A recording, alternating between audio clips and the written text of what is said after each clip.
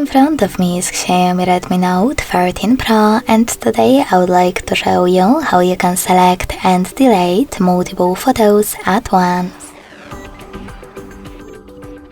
Begin by opening Gallery and selecting photos or albums at the top. Wherever you decided, after locating your photos that you wish to delete, hold the chosen one. And then hit Select All at the top right corner.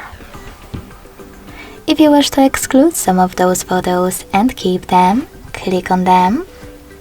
And to delete the rest, use Remove button at the bottom right corner. Lastly, confirm your choice in the pop-up.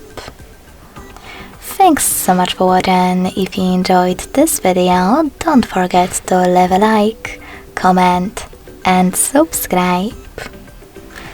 Bye!